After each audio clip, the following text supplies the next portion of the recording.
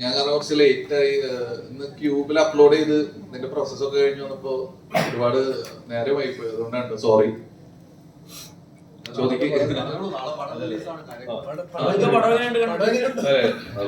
ഞാൻ പറഞ്ഞിട്ട് പറഞ്ഞാൽ ഡയറക്ടർ.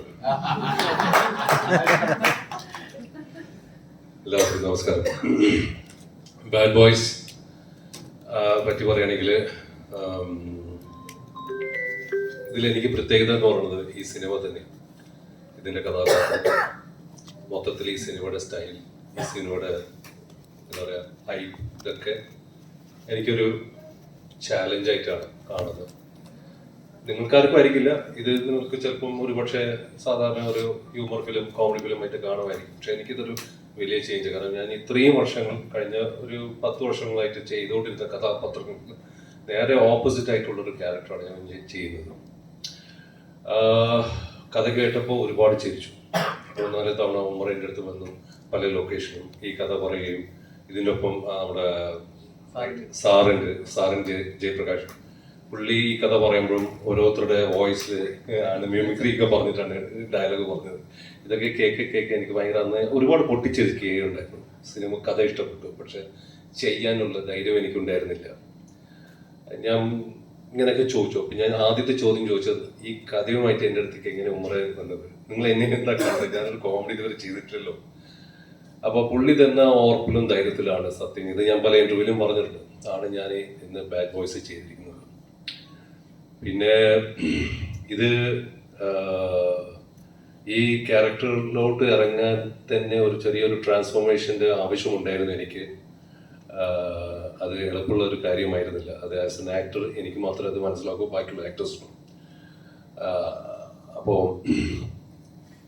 സന്തോഷം ഞാൻ ഈ പടം ചെയ്തതിൽ. ആൻഡ് ഈ പടം നമ്മളിത് ഡിസ്കഷൻ്റെ സമയത്ത് ഇത് ചെയ്യുമ്പോൾ തന്നെ എൻ്റെയും ഉമറുടെയും ആഗ്രഹമായിരുന്നു ഒരു ഓണം റിലീസ് ആക്കിയാലോ എന്നൊക്കെ വിചാരിച്ചിട്ട്. എനിക്കും ആദ്യമായിട്ടാണ് ഒരു ഓണത്തിന്, ഒരുപാട് വർഷങ്ങൾക്ക് ശേഷമാണ് ഓണത്തിനൊരു റിലീസ് നമ്മൾ പ്ലാൻ ചെയ്യുന്നത്. പക്ഷേ ഞങ്ങൾക്കിങ്ങനെ സ്വപ്നം കാണാൻ പറ്റുള്ളൂ, ആഗ്രഹങ്ങളുണ്ട്, മോഹങ്ങളുണ്ട്. പക്ഷേ ഇതിനൊക്കെ റെഡിയായിട്ട് നമ്മുടെ ഫിനാൻഷ്യൽ ബാക്കിംഗ് വേണമല്ലോ. അങ്ങനെയാണ് നമ്മൾ അബ മൂവീസ്, എബ്രഹാം മാത്യൂസ് ഞങ്ങൾക്ക് ഒപ്പം സഹകരിച്ചുകൊണ്ട് ഈ പടത്തിന്. എനിക്കിപ്പോഴും ഓർമ്മയുണ്ട്, എൻ്റെ റൂമിൽ ഇരുന്നിട്ട് മാത്യു സാർ എൻ്റെ അടുത്ത് എന്ത് വന്നാലും ഞാനിത് ഓണത്തിന് റിലീസ് ചെയ്തിരിക്കും റഹ്മാൻ, ഒരു കാര്യത്തിലും ടെൻഷൻ ആവണ്ട, ഈ പടം ചെയ്യാനും പുള്ളി എനിക്ക് ധൈര്യം തന്ന ആളാണ് സത്യം. And thank you Ibrahim, thank ു സോ മച്ച്. ഉമ്മറുടെ അടുത്ത് ഞാൻ നന്ദി പറഞ്ഞില്ല. ഉമ്മറെ ഞാൻ കാണുന്ന ഒരു ഫ്രണ്ടിനെ പോലെയാണ്, ഒരു ബ്രദർ സ്ഥാനത്ത്. ചേട്ടന് അനിയനെ പോലെ ചേട്ടനൊക്കെ ചേട്ടൻ.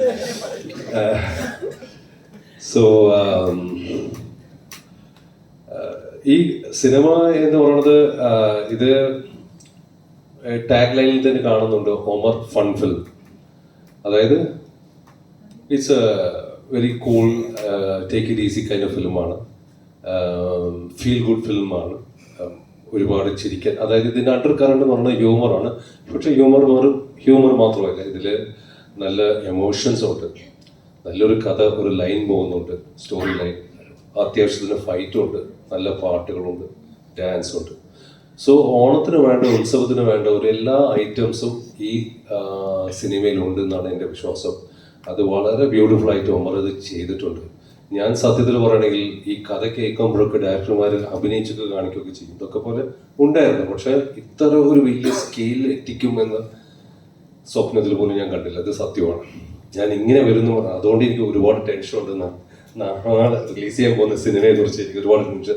സിനിമ നന്നായിട്ടുണ്ടെന്ന് അറിയാം, പക്ഷെ എന്നാൽ പോലും ചെറിയൊരു പേടിയുണ്ട്, ബിക്കോസ് ഇതിൻ്റെ ഹൈപ്പൊക്കെ കണ്ടിട്ട്.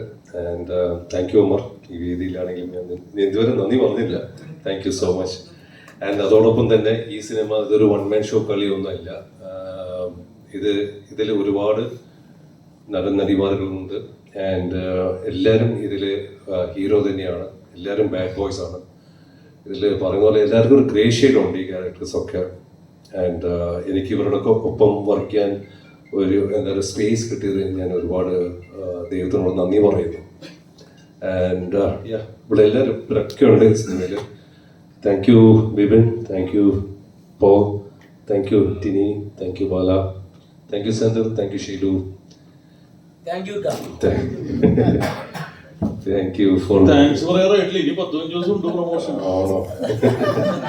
സോ അതൊക്കെ തന്നെയാണ്. ആൻഡ് യാ, ഇനി ഡയറക്ടറോട് സാറിന്റെ ഞാൻ ഈ കഥ പറഞ്ഞ് അപ്പൊ സാറിങ്ങനെ ചിരിച്ചു. എന്നിട്ട് സാറ് എന്നെ കൊണ്ട് ഇത് പറ്റുമെന്ന് ചോദിച്ചു. അപ്പൊ ഞാൻ പറഞ്ഞ സാറിന് പറ്റും, കാരണം എനിക്ക് ആ ഒരു വിഷയം കിട്ടുന്നുണ്ട്. പിന്നെ ഞാൻ മനസ്സിലാക്കിയ ഒരു സംഭവം എന്താ വെച്ചാല്, ഇപ്പൊ ഞാൻ ഇതിനു മുന്നേ ചെയ്തത് കോമഡി അല്ലെങ്കിൽ യൂത്ത് ഓറിയന്റഡ് ആയിട്ടുള്ള ഫിലിമാണ്. അപ്പൊ പിന്നെ നമ്മൾ ഒരു പടം 2 പടം ചെയ്ത് കഴിഞ്ഞാൽ ഇവിടെ നമ്മൾ സ്റ്റാമ്പ് ചെയ്ത് തരും, ഇയാൾക്ക് ഇത് മാത്രമേ പറ്റുള്ളൂ എന്ന് പറഞ്ഞിട്ട്. അങ്ങനെ നമ്മളിലേക്ക് തന്നെ ഓട്ടോമാറ്റിക്കലി ധാരണ ഇൻജെക്ട് ചെയ്ത് ഇവിടെ കേട്ടിട്ടുണ്ട്. ഇവിടുത്തെ മീഡിയാസ് ആണെങ്കിലും അല്ലെങ്കിൽ എന്താണ് അതിന് പിന്നിൽ എന്നുള്ളത് മനസ്സിലാവുന്നുണ്ട്. ഇപ്പൊ സാറ് ഇത് ചെയ്ത് കഴിഞ്ഞപ്പോഴാണ് സാറിന് തന്നെ അപ്പൊ ഇത് ശരിക്കും പർപ്പസ്ഫുള്ളി ചെയ്യുന്നതാണോ അല്ലെങ്കിൽ ഇതിന്റെ പിന്നില് എന്താണ് എന്ന് മനസ്സിലാവുള്ളൂ. ഒരാൾക്ക് ഇന്നത് മാത്രമേ പറ്റുള്ളൂ എന്ന് പറഞ്ഞ സ്റ്റാമ്പ് അടിക്കുന്ന ഒരു പ്രവണത മലയാളികൾക്കിടയിൽ ഭയങ്കരമായിട്ട് കൂടി ഇതുണ്ട്. എനിക്ക് അങ്ങനെ ഫീൽ ചെയ്തിട്ടുണ്ട്. അപ്പൊ എന്റെ ഒരു ശ്രമമാണ്, എന്നെ സ്റ്റാമ്പ് ചെയ്ത് പൊളിച്ച് മാറ്റാനുള്ള എന്റെ ഒരു ശ്രമമാണ് ഈ സിനിമ. അതിന് എന്റെ കൂടെ നിന്ന് Rahman sir, producer Abraham sir, Sheelu, എല്ലാവരും നിങ്ങൾ എന്റെ കൂടെ നിൽക്കണമെന്ന് ഞാൻ എന്താ പറയാ അത്രയും ഇതിലെ പറയണത്. പിന്നെ എങ്ങനെ വന്നാലും ബോറടിക്കൂല, പക്ക ഒരു എന്റർടൈനർ ആയിട്ടാണ് ഞങ്ങൾ ഒരുക്കാൻ ശ്രമിച്ചിട്ടുള്ളത്. ഹ്യൂമറും പാട്ടും ഡാൻസും ഒക്കെ ആയിട്ട് പക്ക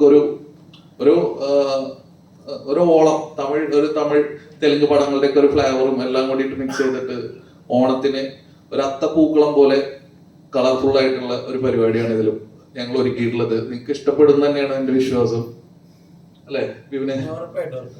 അപ്പോ ഞാൻ സാറിന് കൊടുക്കാം.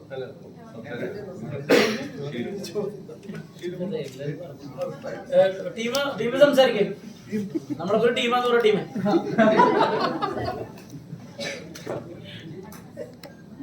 ടീമേ നമസ്കാരം. വളരെ സന്തോഷം വെച്ചാണെങ്കിൽ എൻ്റെ ഈ സിനിമയിൽ എൻ്റെ പേര് ടീം എന്ന് തന്നെയാണ്. ഞാൻ ഒരുപാട് നാളായിട്ട് സിനിമയിലൊന്നും കാണുന്നില്ലെന്നാണ് എല്ലാവരും പരാതി.